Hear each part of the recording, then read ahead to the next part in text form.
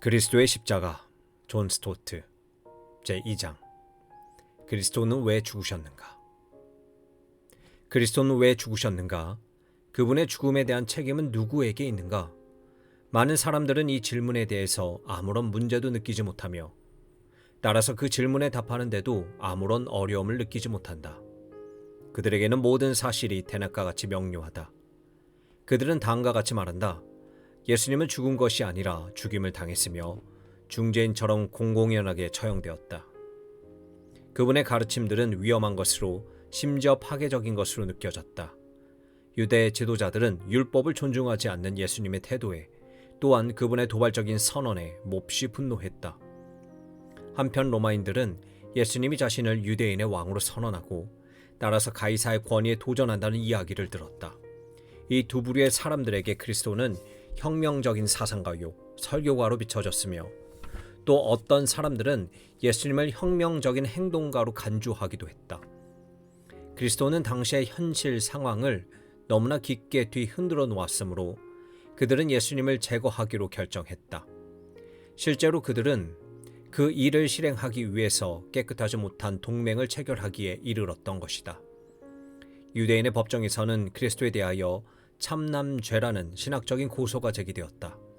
로마 법정의 고소 제목은 폭동교사죄라는 정치적인 것이었다. 하지만 그 죄가 1차적으로 하나님께 대한 것이든 아니면 가이사에 대한 것이든 그 결과는 마찬가지였다. 예수님은 법과 질서를 위협하는 존재로 간주되었고 이는 묵과될 수 없었다. 그래서 그분은 제거되셨다.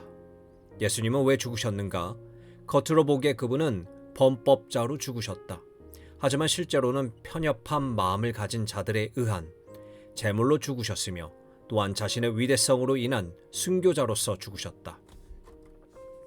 예수님의 재판에 대한 복음서 기자들의 설명에서 우리들의 마음을 사로잡는 한 가지 특징은 거기에 법적인 요소와 도덕적인 요소가 혼합되어 있다는 점이다. 복음서 기자들은 유대 법정과 로마 법정 모두에서 어떤 법적인 절차를 밟았다고 지적한다.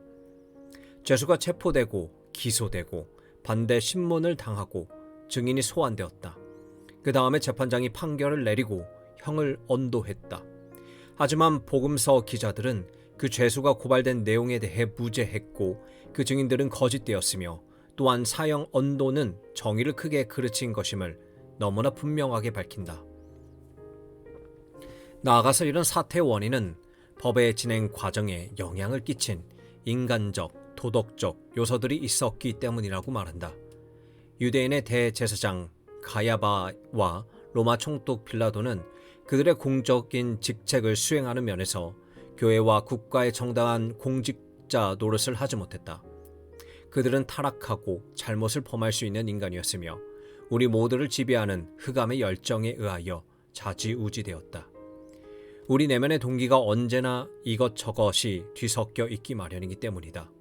우리는 공적인 의무를 수행하며 조그마한 청렴을 유지할 수는 있다.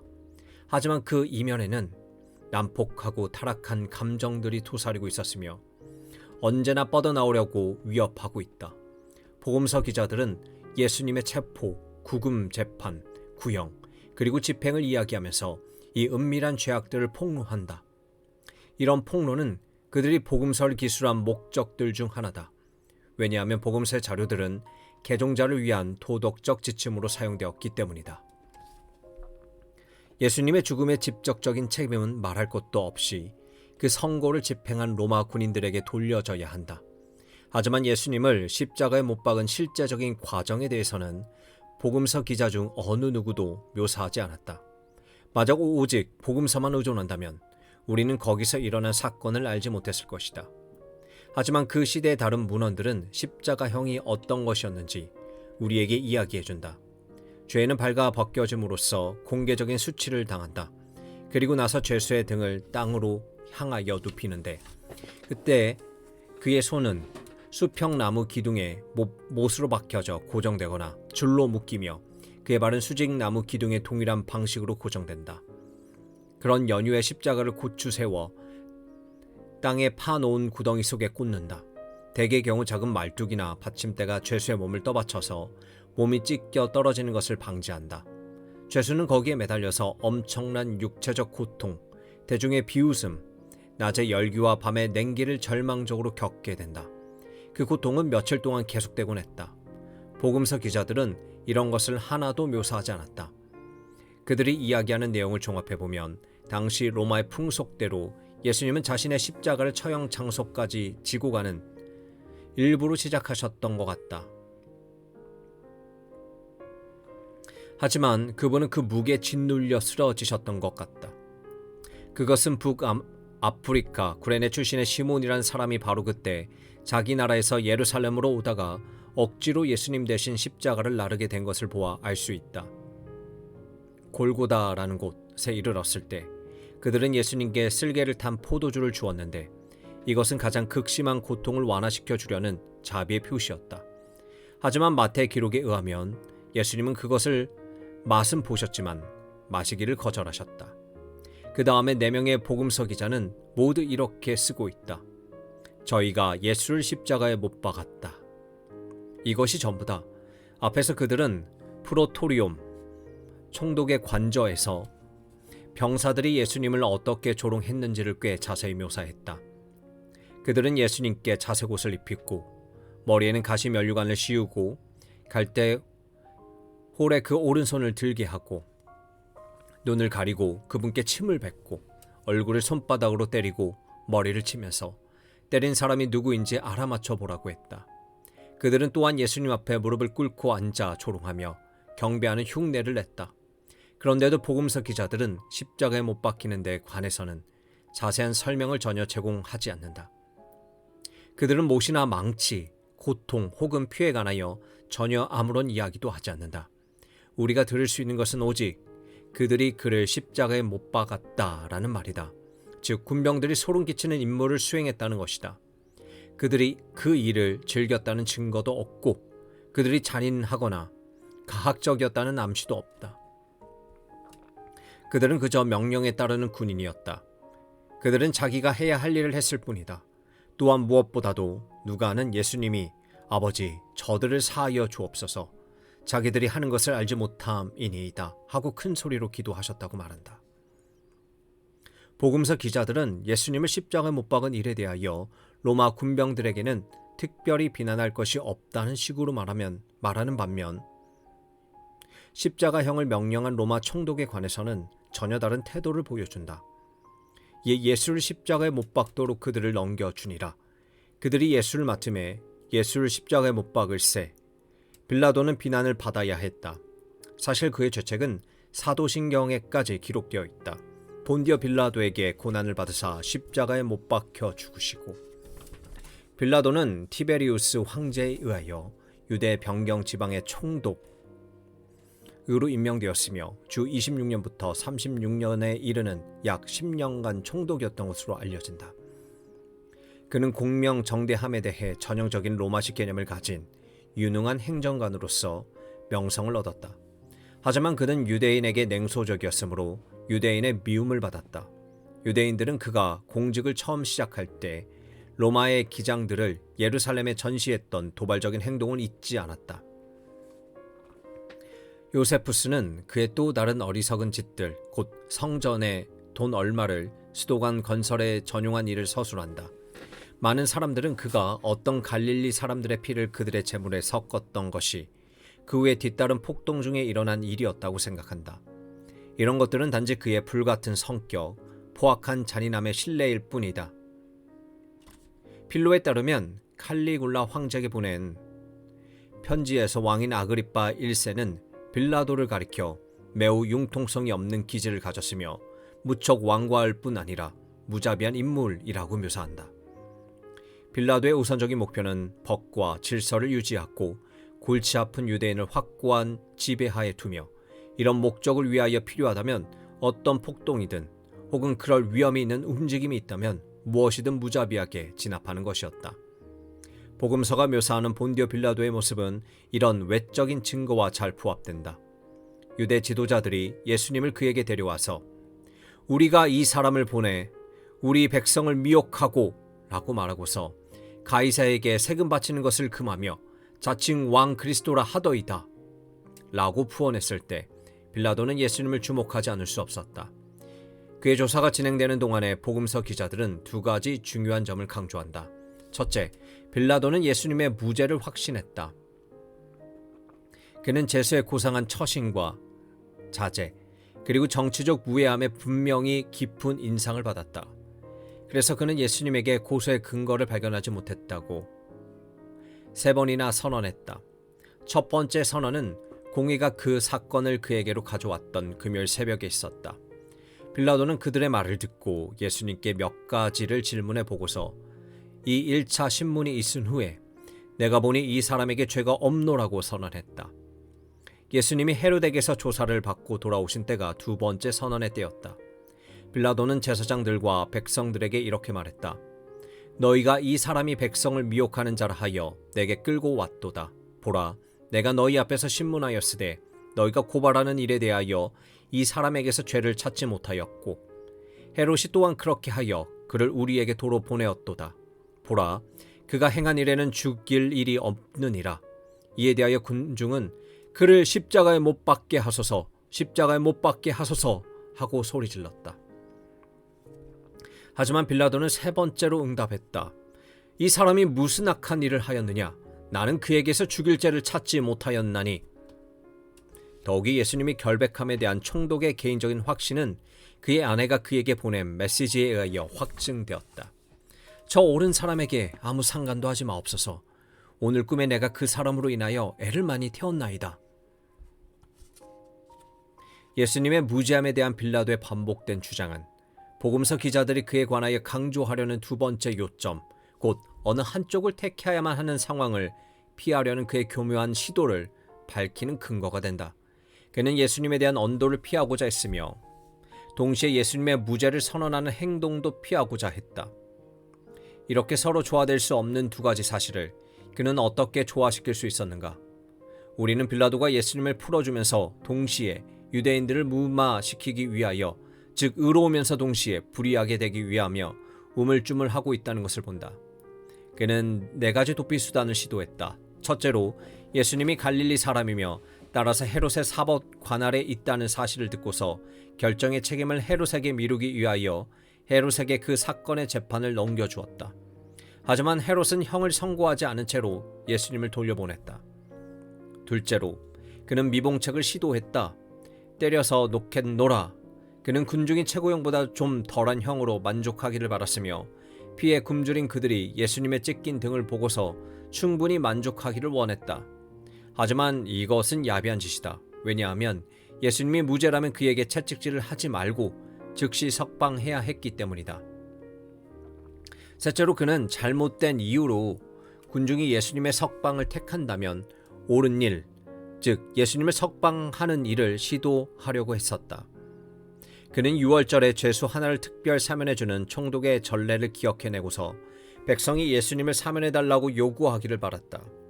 그렇기 때문에 그는 공의의 행동으로서가 아니라 자비의 행동으로 예수님을 풀어줄 수가 있었기 때문이다. 이것은 기민한 생각이긴 했지만 본질적으로 수치스러운 착상이었으며 백성은 도리어 악명 높은 범죄자요 살인자인 바라바의 사면을 총독에게 요구함으로써 그의 생각을 망쳐놓고 말았다. 넷째로 그는 예수님의 결백함을 옹호하고자 노력했다. 그는 물을 가져다가 군중 앞에서 손을 씻으면서 이 사람의 피에 대하여 나는 무죄하니 라고 말했다. 그러고 나서 손이 채 마르기도 전에 예수님을 십자가에 못 박도록 넘겨주었다. 어떻게 그는 예수님의 무죄함을 선언하고 나서 즉시 이 큰 범죄 자신을 맡겨버릴 수 있었는가? 빌라도를 정죄하면서 그와 똑같이 도리에 어긋난 우리 자신의 행동은 간과하기 쉽다. 그리스도께서 전심으로 헌신했을 때 오는 고통을 피하기 위하여 우리 역시 편리한 핑계를 찾는다. 우리는 다른 사람에게 결단을 맡기기도 하고 마지못해 타협하는 쪽을 택하기도 하며 혹은 잘못된 이유에서 예수님을 칭송하려고 하며 심지어 공적으로 충성을 단언하면서도 동시에 마음속으로는 예수님을 부인하기까지 한다. 누가의 기술에서 내막을 폭로하는 3가지 표현은 빌라도가 한 일이 결국 무엇이었는지가를 밝혀준다. 그들이 큰 소리로 재촉하여 빌라도가 그들이 구하는 대로 하기를 언도하고 예수를 넘겨주어 그들의 뜻대로 하게 하니라. 그들의 외침, 그들의 요구, 그들의 뜻. 빌라도는 연약하게도 이런 것들에 항복해 버렸다. 그는 예수를 놓고자 하였지만 또한 무리에게 만족을 주고자 하였다. 그리고 군중이 이겼다. 왜 그렇게 되었을까? 이는 군중이 이렇게 말했기 때문이다. 이 사람을 놓으면 가이사의 충신이 아니니이다. 무릇 자기를 왕이라 하는 자는 가이사를 반역하는 것이니이다. 이 말이 결말을 짓고 말았다. 이것은 명예와 야망 사이, 원칙과 편의 사이에서 어느 쪽을 선택하느냐의 기로였다. 그는 그때 이미 두세 가지 사건으로 티베리오 가이사와 불편한 관계였다. 따라서 그는 또 다른 불편한 일을 택할 수가 없었던 것이다. 그렇다. 분명히 예수님은 죄가 없으셨다. 참으로 공의에 의거하여 예수님은 마땅히 석방되셔야 했다. 하지만 만약 빌라도가 결백과 공의를 옹호함으로써 백성의 뜻을 부정하고 국가 지도자들을 조롱하며 무엇보다도 폭동을 자극하여 황제의 호의를 박탈당할 수밖에 없는 처지라면 어떻게 그가 결백과 공의를 위하여 싸울 수 있겠는가? 이러한 합리화의 큰 목소리에 의하여 그의 양심의 소리는 죽고 말았다. 그는 비겁했기 때문에 타협하고 말았다. 비록 빌라도를 무죄로 선언할 수는 없지만 우리는 그가 진퇴 유곡에 빠져 있었음을 분명히 인정하며 그를 그곳에서 꼼짝 못하게 만든 것이 유대 지도자들이었음을 인정해야 한다. 왜냐하면 예수님을 재판하도록 빌라도에게 맡겼고 예수님이 파괴적인 주장과 가르침을 전파했다고 비난했고 군중을 선동해서 예수님의 십자가형을 요구하도록 사주한 것은 바로 이 유대 지도자들이었기 때문이다. 그러므로 예수님이 직접 빌라도에게 나를 내게 넘겨준 자의 죄는 더 크다고 말씀하셨다. 예수님은 여기서 단수를 사용해서 말씀하셨으므로 대제사장 가야바를 지칭한 것처럼 보이지만 실은 공회원 전체가 거기에 연루되었다. 오순절 직후에 베드로가 그들에게 담대하게 이야기했듯이 그 백성도 거기에 연루되었던 것이다. 이스라엘 사람들아, 너희가 그를 넘겨주고 빌라도가 놓아 주기를 결의한 것을 너희가 그 앞에서 거부하였으니 너희가 거룩하고 의로운 일을 거부하고 도리어 살해한 사람을 놓아 주기를 구하여 생명의 주를 죽였도다. 사도행전 3장 12절에서 15절. 종려주일에 그렇게도 요란하게 예수님의 예루살렘 입성을 환영하던 바로 그 군중이 겨우닷새만에 그분의 피를 요구하며 목소리를 높였던 것이다. 하지만 그들의 지도자들은 그들을 선동한 점 때문에 더욱 비난받아야 한다. 예수님은 공생의 벽두부터 유대 기존 체계를 뒤엎으셨다. 처음부터 그분은 규율을 지키지 않으셨다. 그분은 비록 랍비로 행세하셨지만 다른 랍비들처럼 기존 방식을 따르지는 않으셨다. 예수님께서는 자격증도 없었고 그분의 권위를 인정해주는 정당한 근거도 없었다. 다음으로 그분은 도발적인 행동으로 논쟁을 야기하셨다. 문제가 있는 사람들과 가까이 지내셨으며 금식하신 것이 아니라 잔치에 참여하셨으며 안식일에 사람을 치료하셔서 안식일을 범하셨다. 장로들의 유전을 무시하는 것으로 만족하지 않으시고 그분은 실제보다 그것을 도매급으로 배격해 버리셨으며 전통을 성경보다 더 높이 둔다는 이유로 바리새인들을 비난하셨다. 예수님은 그들이 사람보다도 규칙에 더 주의를 기울이며 도덕적 순결성보다 결례 의식에 더 주의를 기울이고 사랑보다는 율법에 더 중점을 둔다고 말씀하셨다.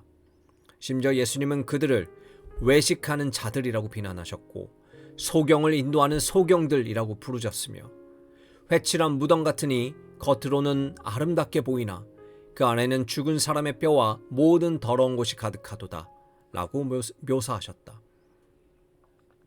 이것은 참을 수 없는 비난이었다. 게다가 더욱 참기 어려운 것은 예수님이 그들의 권위를 훼손하고 묵살하셨다는 점이다. 동시에 예수님은 자기야말로 안식일의 주인이며 하나님을 아버지로 독특하게 알고 있으며 심지어 하나님과 동등하다는 터무니없는 선언을 하셨다.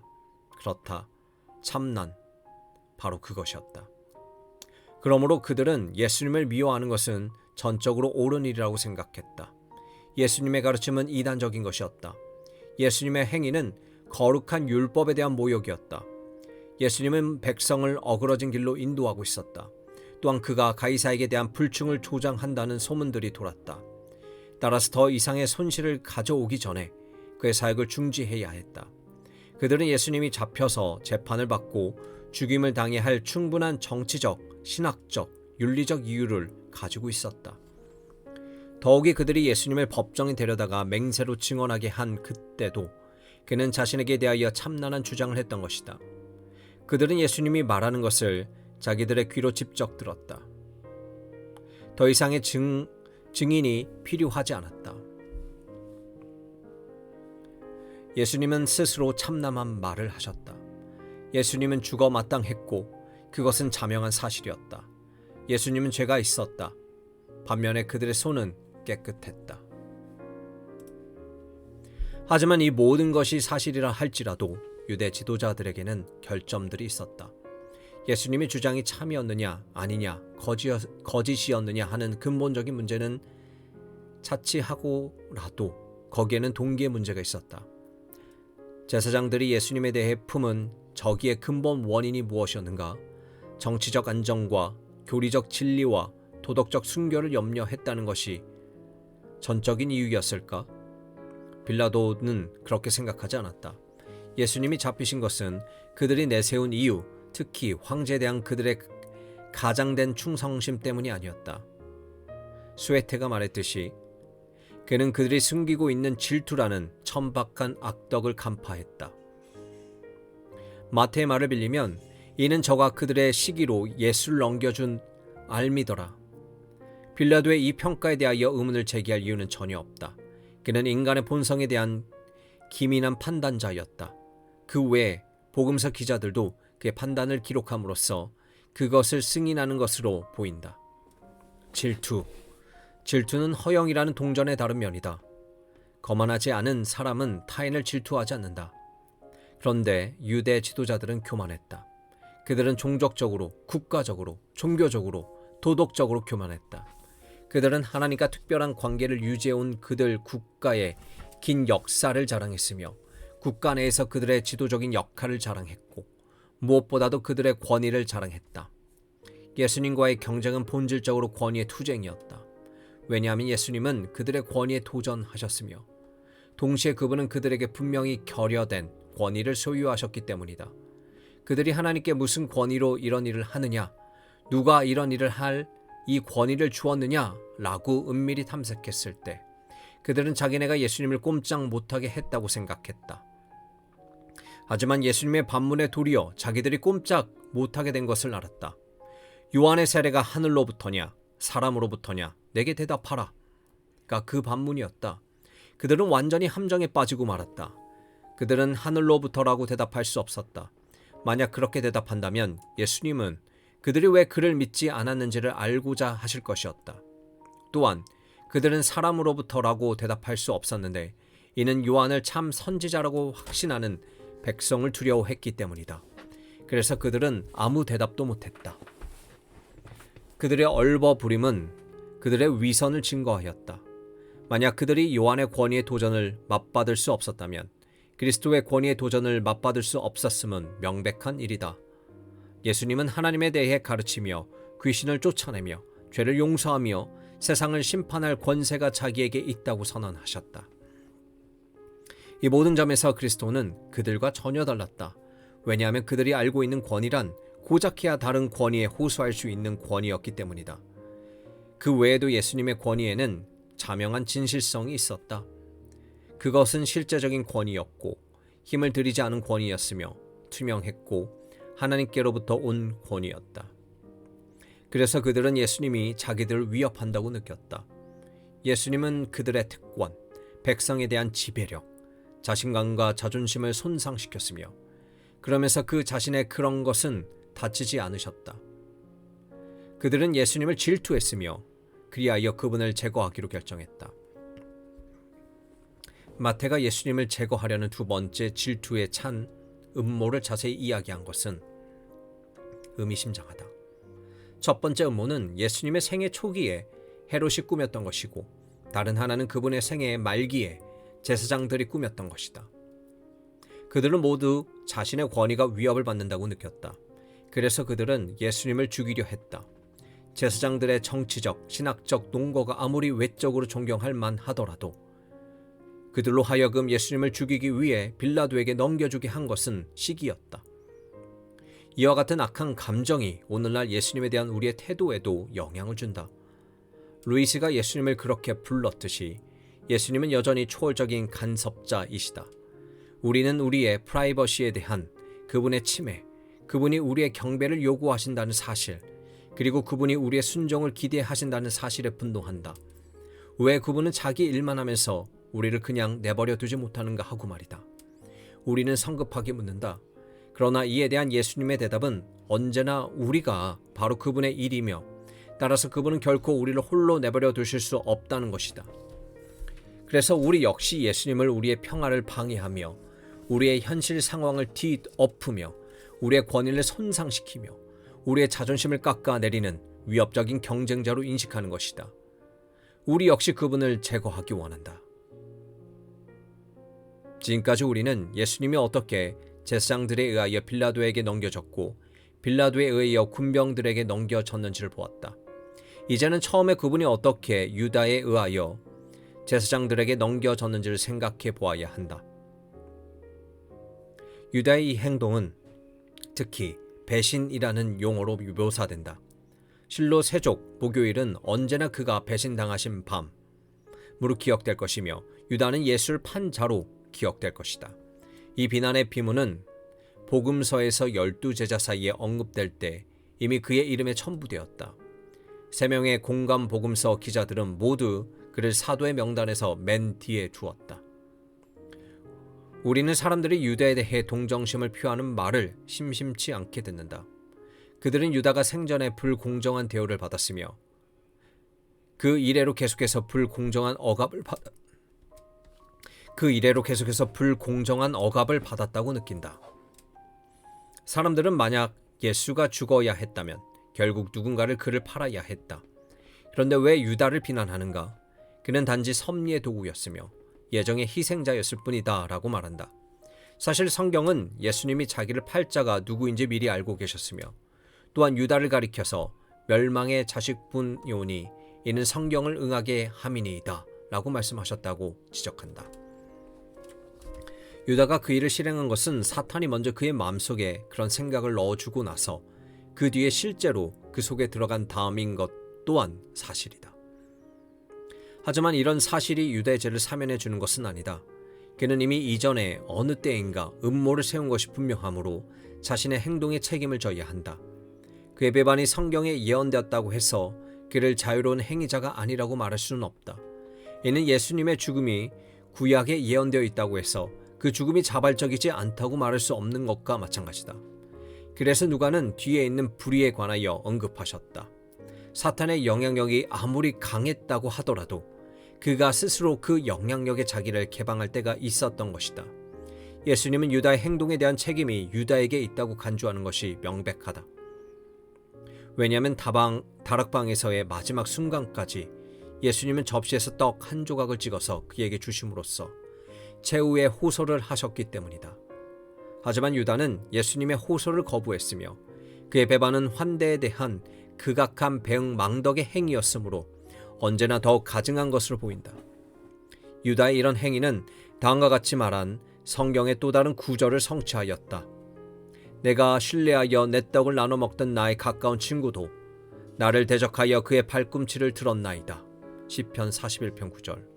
우정의 표신 입맞춤을 도리어 우정을 파괴하는 방법으로 사용해서 입맞춤으로 자기 선생을 배반하기로 결정한 것은 유다의 극단적인 냉소적 태도였다.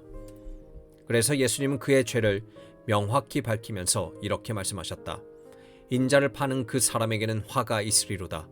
그 사람은 차라리 나지 아니하였었더라면 자기에게 좋을 뻔하였느니라. 마가복음 14장 21절. 이와 같이 예수님이 그를 정죄하셨을 뿐 아니라 마침내는 유다도 자기 자신을 정죄했다. 그는 자기가 무죄한 피를 팔았다고 시인하고서 예수님을 판 대가로 받은 돈을 돌려주고서 자살하고 말았다. 그는 회개했다기보다는 양심의 가책에 사로잡힌 것이긴 하지만 최소한 그는 자신의 죄를 고백하고 말았다. 유다의 범죄 동기에 대하여 연구자들은 오랫동안 호기심을 보여왔고 여러 기발한 생각들을 내놓았다. 어떤 사람들은 유다는 유대인 열심당원으로서 예수님과 그 추종자들에게 가담하면서 그들의 운동이 민족해방 운동이라고 믿었으며 그가 마침내 예수님을 배반한 것으로 정치적인 망상 때문이었든지 아니면 예수님으로 하여금 일어나 싸우지 않을 수 없게 만들기 위해서였다고 확신한다. 이런 방식으로 그 상황을 재구성하려는 사람은 가룟이라는 그의 이름에서 확증을 얻을 수 있다고 생각한다. 하지만 이 말의 모성에 대해서는 누구나 인정한다. 일반적으로 인정되는 바에 따르면 가룟이라는 이름은 가룟인이라는 의미로서 그의 출신지를 표시하는 것이다. 그리옷은 여호수아 15장 25절에 언급된 유다 남방의 한 마을 이름이다. 하지만 유다가 열심당원이었다고 생각하는 사람들은 가룟이 암살자란 의미의 시카리오스와 연결된 말이라고 주장한다. 요세푸스는 시카리오이를 언급한다. 광적인 유대 민족주의 열중한 그들은 로마의 식민 지배로부터 국가의 독립을 회복해야겠다고 결심하고서 이 목적을 위하여 그들이 로마의 앞잡이로 여기고 멸시하는 정치적 숙적들을 암살하는 일도 불사했다. 이 집단은 신약 성경에서 한번 언급된다. 바울이 예루살렘에서 폭행을 당할 때 그를 구해준 로마의 천부장은 바울이 이전에 난 일을 일으켜 사천의 자객을 거느리고 광야로 가던 애굽인인 줄 생각했다고 말하는데 이것이 바로 그들에 대한 언급이다. 또 다른 주석가들은 이런 재구성의 근거가 너무나 빈약하다고 보고 유다의 결함을 정치적인 동기보다는 도덕적인 잘못, 즉 요한복음 기자가 말하는 탐욕에 돌린다. 요한의 말에 따르면 유다는 사도단의 동계를 맡은 자로서 공동의 금전을 맡아서 책임졌다. 요한이 이 말을 하게 된 배경은 베다니 마리아가 예수님께 향유를 부은 때였다. 그녀는 매우 비싼 향유가 든 옥합을 가지고 와서 식탁에 비스듬히 기대어 계신 예수님께 그것을 부었으며 그리하여 그 집에 향기로 가득 차게 되었다. 그것은 아낌없이 바치는, 아니 거의 무모한 헌신의 행동이었는데 뒤에 예수님은 그것을 가리켜서 좋은 일이라고 말씀하셨다. 하지만 그곳에 있던 어떤 사람들은 그 행동에 전혀 다른 방식으로 대응했다. 믿기 어려운 그녀의 행동을 주목하고 나서 그들은 스스로 의로운 분노라고 느끼며 시끈거렸다. 이 무슨 낭비인가? 라고 그들은 말했다. 이 얼마나 악한 낭비인가? 그 향유를 팔면 1년치 봉급에 해당하는 돈을 만들 수 있을 것이고 그 돈을 가난한 사람들에게 줄 수 있을 것 아닌가? 하지만 요한이 계속해서 이야기하듯이 그들의 논평은 역겹고 진실지 못한 것이었다. 유다가 이렇게 말함은 가난한 자들을 생각함이 아니요 그는 도둑이라 돈깨를 맞고 거기 넣는 것을 훔쳐감이러라. 실제로 무책임한 낭비라고 여긴 마리아의 행동을 목격하고 그것을 비난한 후에 그는 손실의 얼마를 벌충하려고 곧장 제사장들에게로 간 듯하다. 내가 예술 너희에게 넘겨주리니 얼마나 주려느냐고 유다는 그들에게 물었다. 그들은 분명 값을 흥정하기 시작했을 것이며 그리하여 마침내는 은 30, 곧 보통 노예를 풀어주는 데 드는 금액으로 계약을 맺었다. 복음서 기자들은 고도의 극적 효과를 의식하면서 의도적으로 마리아와 유다를 대비시키면서 이해 타산을 따지지 않는 마리아의 너그러움과 냉혹하게 계산된 유다의 흥정을 부각시킨다. 다른 어떤 흑암의 격정이 유다의 마음속에서 끌어오르고 있었는지는 단지 추측할 뿐이지만 요한의 주장에 의하면 유다를 지배한 최후의 동기는 돈에 대한 욕심이었다. 1년치 급료에 해당하는 돈을 허비한 것에 심히 분노한 그는 그 금액의 겨우 3분의 1밖에 되지 않는 액수에 예수님을 팔아넘겼다. 예수님이 우리에게 상가 모든 탐심을 물리치라고 말씀하신 것이나 바울이 돈에 대한 사랑을 일만하게 뿌리라고 선언한 것은 별 까닭 없이 그저 한 말이 아니다. 왜냐하면 물질적 이익을 추구하다가 인간은 깊은 부패 속으로 빠져들어갔기 때문이다. 간원들은 뇌물을 받고 공의를 왜곡시켰는데 이는 아모스가 이스라엘 재판관에 관하여 말한 바와 같다. 그들이 은을 받고 의인을 팔며 신 한 켤레를 받고 가난한 자를 팔며 정치가들은 자신의 권력을 이용해서 뇌물을 가장 많이 바친 자를 낙찰시키며 첩자들은 자기 나라의 비밀을 적에게 팔아 넘길 정도까지 타락하는 것이다. 사학가들은 안거래를 통해 더 유리한 계약을 맺기 위하여 다른 사람들의 재산에 피해를 주기도 한다. 심지어 영적인 스승으로 간주되는 사람들도 종교를 돈벌이로 이용해 온 것으로 알려져 있으며 어떤 사람들은 오늘날에도 여전히 그런 행동을 하므로 목사 후보생들은 돈을 사랑하는 자가 되지 말라고 경고를 받게 되는 것이다. 그런 모든 사람의 말은 바로 유다의 다음 말과 마찬가지다. 내가 예수를 너희에게 넘겨주리니 얼마를 주려느냐? 얼마든지 다른 사람의 생명을 놓고 흥정할 준비를 갖춘 자객으로부터 뇌물을 받을 때까지 허가를 미루는 치졸한 관리에 이르기까지 그들에게는 모든 사람이 몸값을 가진 존재로 여겨지기 때문이라고 냉소적인 사람들은 단언한다. 유다도 예외는 아니었다. 예수님은 사람이 하나님과 돈을 겸하여 섬길 수 없다고 말씀하셨다. 유다는 돈을 택했다. 그리고 다른 많은 사람들도 그와 같이 행했다. 우리는 지금까지 복음서 기자들이 예수님을 십자가에 달리게 한 주요 책임자로 제시한 세 사람, 빌라도, 가야바, 그리고 유다를 주목했으며 또한 그들과 연관된 사람들로 제사장 혹은 군병들을 살펴보았다. 그 각각의 개인 혹은 무리를 가리켜 사용된 동사는 파라디도미, 즉 넘겨주다 혹은 팔다라는 동사다. 예수님은 자신이 사람들의 손에 넘겨워질 것이라고 혹은 십자가에 못 박히기 위하여 팔리우리라고 예언하셨다. 그리고 나서 복음서 기자들은 예수님의 예언이 어떻게 실현되었는지를 입증하는 방식으로 이야기를 전개한다. 처음에 유다가 제사장들에게 예수를 넘겨주었다. 다음에는 제사장들이 빌라도에게 예수를 넘겨주었다. 그런 연후에 빌라도가 군병에게 예수를 넘겨주었고 그들은 예수님을 십자가에 못 박았다. 이 누적된 악에 대해 우리가 본능적으로 보이는 반응은 군중이 예수님의 피를 소리쳐 요구할 때 빌라도가 놀라서 던진 다음과 같은 질문을 반복하는 것이다. 어쩌미냐? 무슨 악한 일을 하였느냐? 하지만 빌라도는 아무런 합리적인 대답을 얻지 못했다. 광포한 군중은 단지 더욱 큰 소리로 십자가에 못 박혀야 하겠나이다 라고 소리쳤을 뿐이다. 하지만 그 이유가 무엇인가? 이유가 뭔가? 나의 주님이 무슨 일을 했다고 그러는가? 왜 그들은 분노하고 악의를 품는가? 그는 안전뱅이를 뛰게 했고 장님을 보게 했다. 이 어떤 은혜인가? 그런데도 그들은 이것을 불쾌해하고 그를 대적해서 일어난다. 우리는 그들에게서 우리 자신의 모습을 보며 또한 우리 자신을 용서할 수 있기를 바라므로 우리가 그들 위하여 변명하는 것은 자연스러운 일이다. 실제로 거기에는 그들의 죄를 경감시켜주는 몇 가지 상황이 있었다. 예수님이 자기를 십자가에 못 박던 그 군병들의 죄를 용서해 주시기를 기도하면서 말씀하셨듯이 자기들이 하는 것을 알지 못함이니이다. 이와 유사하게 베드로도 예루살렘의 유대인 군중을 향하여 너희가 알지 못하여서 그리하였으며 너희 관리들도 그러한 줄 아노라 라고 말했다. 바울도 청가에서 말하기를 만약 이 세대 관원이 알았다면 영광의 주를 십자가에 못 박지 아니하였으리라 라고 했다.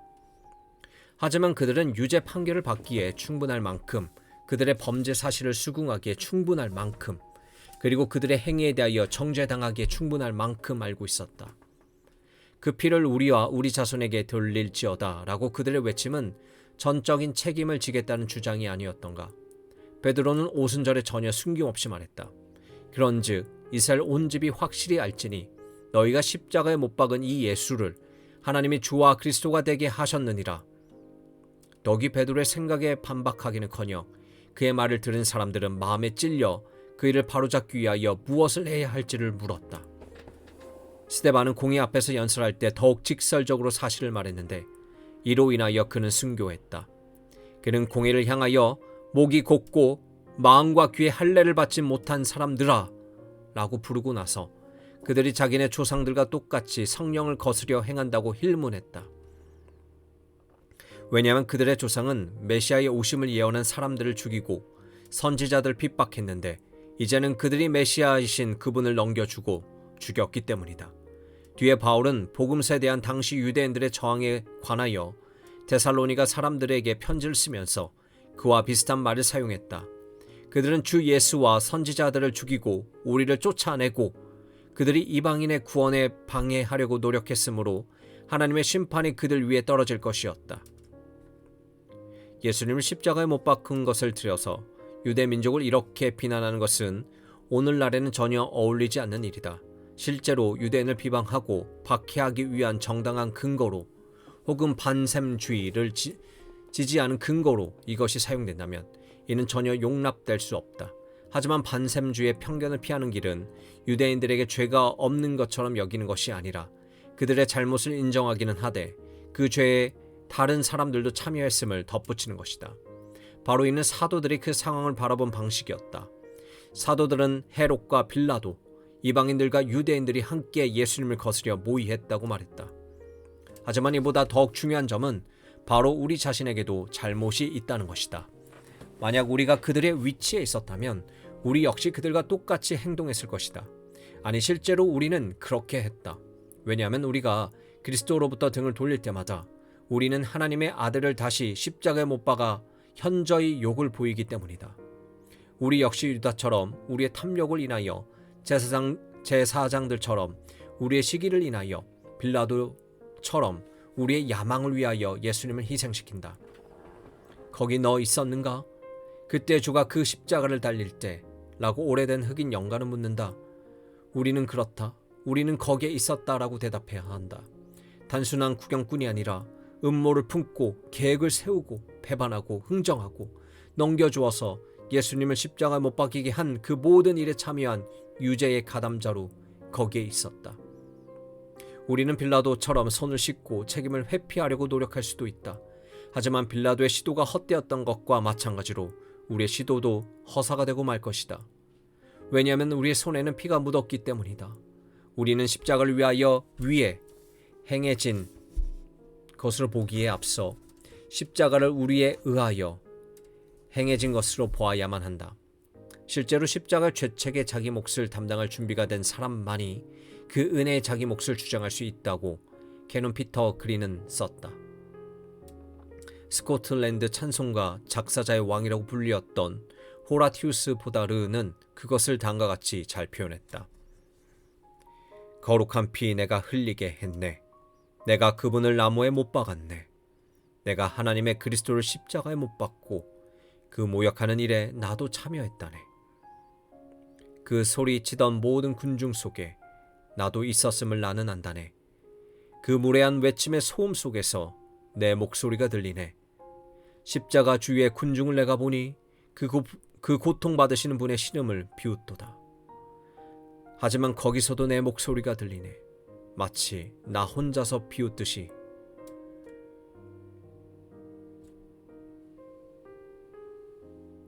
그리스도는 왜 죽으셨는가? 라는 질문에 대하여 지금까지 우리가 찾아온 대답은 복음서 기자들이 그들의 이야기를 전개할 방식을 반영하고자 했다. 복음서 기자들은 책임의 연결고리를 지적하고 유다에게서 제사장들로, 제사장들에게서 빌라도로, 빌라도에게서 군병들로, 최후에 가서는 그들을 그렇게 몰아간 탐욕과 시기와 두려움이 우리를 몰아가고 있음을 암시한다. 하지만 이것이 복음서 기자들이 제공하는 완전한 설명은 아니다. 나는 그들이 제공한 더 중요하고 결정적인 설명 한 가지를 지금까지 유보해 왔다. 그것이 바로 이것이다. 비록 예수님의 인간의 죄악으로 인해 죽음을 당하시긴 했지만 그분이 순교자로 죽지는 않으셨다는 점이다. 도리어 그분은 자발적으로, 심지어 의도적으로 십자가를 향해 나아가셨다. 예수님은 공적인 사역의 시초부터 이 목표를 위하여 자신을 바치셨다. 세례를 받으실 때 예수님은 자신을 죄인들과 동일시했으며 시험을 받으셨을 때 십자가의 길에서 벗어나기를 거절하셨다. 바로 앞장에서 보았듯이 그분은 자신의 순환과 죽음을 반복해서 예언하셨으며 예루살렘에서 죽기 위하여 꾸준히 그것을 향해 나아가셨다. 그분이 자신의 죽음과 관련해서 반드시 해야 한다라는 표현을 계속해서 사용하신 것은 어떤 외적인 강제가 아니라 자신에 관하여 기록된 것을 성취하겠다는 그분의 내적인 결심을 표현한다. 선한 목자는 양들을 위하여 목숨을 버리거니와 라고 그분은 말씀하셨다. 그런 연후에 은유는 빼버리고서 목숨을 버리거니와 이를 내게서 빼앗는 자가 있는 것이 아니라 내가 스스로 버리노라고 말씀하셨다. 더욱이 사도들은 그들의 서신에서 예수님의 죽음의 자발성을 이야기할 때 복음서 기자들이 예수님이 다른 사람들에 의하여 죽음에 넘기운 것을 말하면서 사용했던 바로 그 동사를 여러 번 사용했다. 그래서 바울은 나를 위하여 자기 몸을 버리신 하나님의 아들이라고 쓸 수 있었다. 이것은 아마 그가 자기 영혼을 버려 사망에 이르게 하며 라는 이사야 53장 12절을 의식적으로 반영한 말이었을 것이다. 바울은 또한 성부께서 성자를 복종케 하실 때 성자가 자발적으로 복종한 사실을 회상할 때도 동일한 단어를 사용하였다. 예를 들면 자기 아들을 아끼지 아니하시고 우리 모든 사람을 위하여 내주신 이가 어찌 그 아들과 함께 모든 것을 우리에게 주시지 아니하시겠느냐. 옥티비우스 원슬로우는 매끈한 진술로 이것을 잘 요약했다. 누가 예수님을 죽음에 넘겨주었는가? 돈을 위하여 유다가 넘겨준 것이 아니다. 두려움 때문에 빌라도가 넘겨준 것도 아니다. 시기 때문에 유대인들이 넘겨준 것도 아니다. 바로 사랑 때문에 성부께서 넘겨주신 것이다. 십자가를 바라보는 이 두 가지 상보적인 방법을 언제나 함께 유지하는 것은 매우 중요하다. 인간의 차원에서 보면 유다가 예수님을 제사장에게 넘겨주었고 제사장은 그분을 다시 빌라도에게 넘겨주었고 빌라도는 그분을 군병들에게 넘겨주어서 군병들이 그분을 십자가에 못 박았다. 하지만 하나님의 차원에서 보면 성부께서 예수님을 내주셨고 예수님도 자기 자신을 내주어서 우리를 위하여 죽으셨다. 그러므로 십자가를 대할 때 우리는 우리 자신에게 내가 그 일을 했다. 내 죄가 그분을 십자가로 보냈다라고 말할 수 있고 또한 그분이 그 일을 하셨다. 그분의 사랑이 그분을 십자가로 보냈다라고 말할 수도 있다. 사도 베드로는 오순절에 그 주목할 만한 진술에서 이 두 가지 진리를 융화시켜서 그가 하나님의 정하신 뜻과 미리 아신 대로 내준 바 되었거늘 이라고 말했고 또한 너희가 법 없는 자들의 손을 빌어 못 박아 죽였으나 라고 말했다. 이렇게 해서 베드로는 예수님의 죽음을 하나님의 계획인 동시에 인간의 악함의 결과로 돌렸다. 우리가 이 장에서 특별히 살핀 바와 같이 인간 악의 폭로인 십자가는 동시에 그렇게 폭로된 인간의 악을 제압하려는 하나님의 목적의 계시이기 때문이다. 이 장의 마지막에서 이제 이 장의 처음 부분에서 제시한 그 질문으로 돌아온다. 예수 그리스도는 왜 죽으셨는가? 나의 첫 번째 대답은 그분은 죽으신 것이 아니라 죽음을 당하셨다는 것이었다. 그러나 이제 나는 그것과 정반대인 또 하나의 답을 제공하여 해답의 균형을 맞춰야겠다. 예수님은 죽음을 당하시지 않았다. 그분은 아버지의 뜻을 행하기 위하여 자발적으로 자신을 내주심으로써 죽으신 것이다. 그 성부의 뜻이 무엇이었는지를 알아보기 위하여 동일한 사건들을 다시 한번 살펴보아야 하는데 이번에는 그 사건 이면에 있는 깊은 의미를 살펴볼 것이다.